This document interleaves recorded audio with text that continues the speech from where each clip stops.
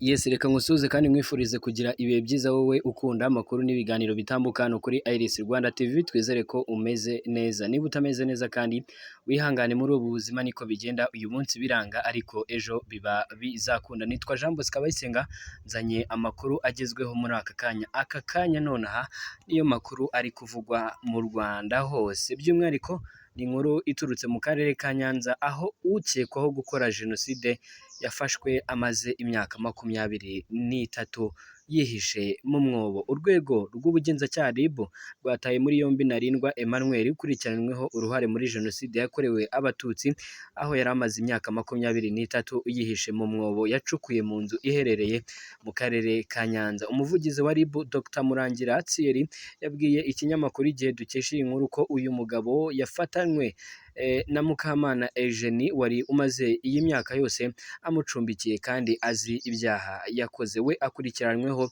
gukora icyaha cyo kutamenyekanisha icyaha cy'ubugome cyangwa gikomeye. Ntarindwa akekwaho gukora icyaha cya jenoside muri Mata mu 1994 akaza guhungira muri Repubulika Iharanira Demokarasi ya Kongo, aho yihishe imbere yo kongera kugaruka mu Rwanda mu mwaka w'2001.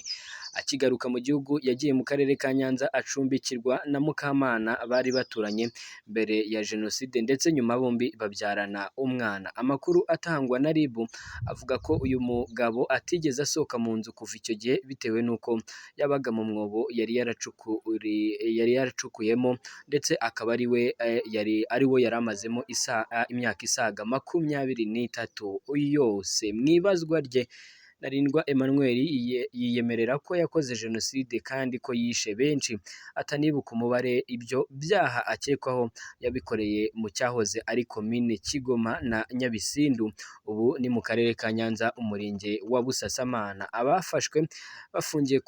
Abafashwe bafungiye kuri sitasiyo ya RIB ya Busasamana mu gihe iperereza rigikomeje kugira ngo hakorwe dosiye ishyikirizwe ubushinjacyaha. Ibyaha aba bombi bakurikiranyweho biri mu ngingo ya 92 y'itegeko riteganya ibyaha n'ibihano muri rusange, ivuga ku ihanwa ry'icyaha cya jenoside. Umuntu wese ukoze jenoside nk'uko ingingo ya 91 y'iri tegeko ibiteganya aba akoze icyaha. Iyo abihamijwe n'urukiko ahanishwa igifungo cya burundu kidashobora kugabanywa kubera impamvu nyoroshyacyaha. Ingingo ya 2 y'iri tegeko riteganya ibyaha n'ibihano muri rusange risobanura ko umuntu wafashije uwakoze icyaha mu byagiteguye bigaragara iyo ari uwahishe uwakoze icyaha, by'umwihariko umufatanyacyaha cyangwa uwahishe icyitso kugira ngo adafatwa cyangwa ataboneka. Icyo gihe aba yamufashije kwihisha cyangwa gucika cyangwa se gufasha guhisha ibintu byakoreshejwe n'icyaha.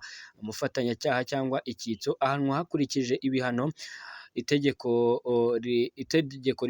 riteganyiriza uwakoze icyaha rigenwa n'ingingo ya 84 y'itegeko nimero 68/2018 ryo kuwa 30/8/2018 riteganya ibyaha n'ibihano muri rusange. Iki cyaha gihanishwa igifungo kiri kuva ku mezi 6 ariko kitarenze umwaka umwe n'ihazabu y'amafaranga y'u Rwanda kuva ku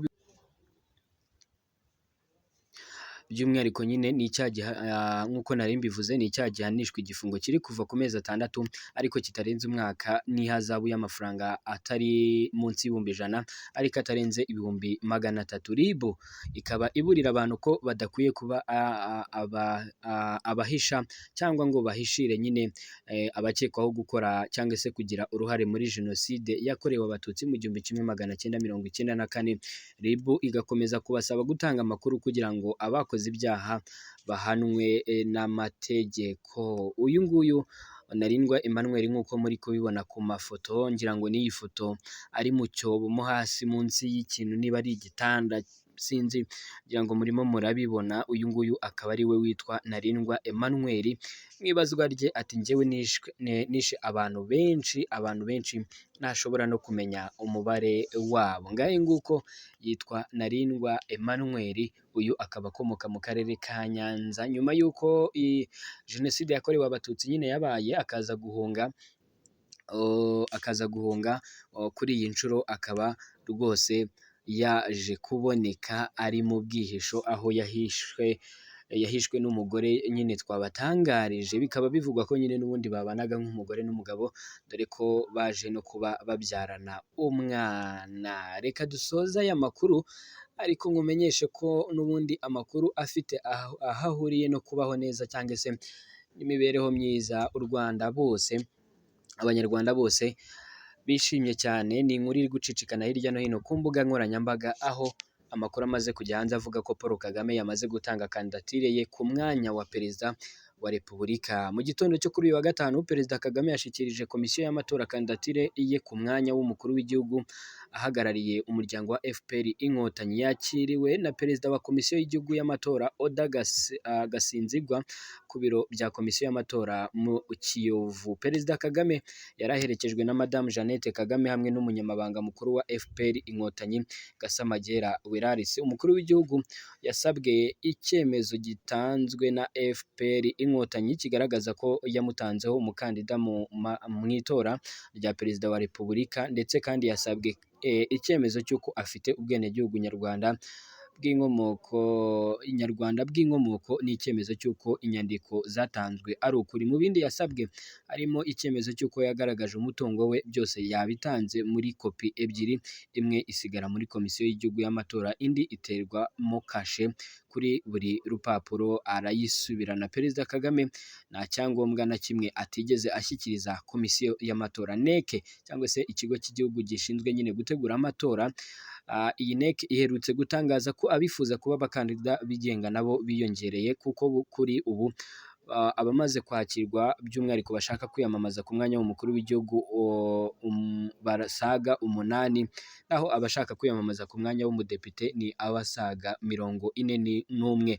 Kuri ubu bose bari gushaka imikono, aho kandidatire zabo zatangiye kwakirwa kuri uyu wa 17 Gicurasi 2024 kugeza kwa 30 Gicurasi 2024 kugira ngo hasuzumwe ko zujuje ibisabwa. Wiyamamaza ku mwanya w'umukuru w'igihugu asabwa byinshi birimo ubwenegihugu, asabwa kuba afite byibuze ku myaka irenga 35, ariko umudepite we byibuze kuba arengeje imyaka 21 y'amavuko no kuba afite ubwenegihugu. Biteganyijwe ko kandi kwa 29 Kamena 2024 hazatangazwa lisite y'itora ntakuka, kwa 14 Nyakanga hakaba amatora ku banyarwanda baba mu mahanga, naho kwa 15 Nyakanga 2024 hakaba amatora imbere mu gihugu. Kwa 16 Nyakanga 2024 hateganyijwe amatora y'abadepite 24 b'abagore, 2 bahagarariye urubyiruko n'umudepite umwe uhagarariye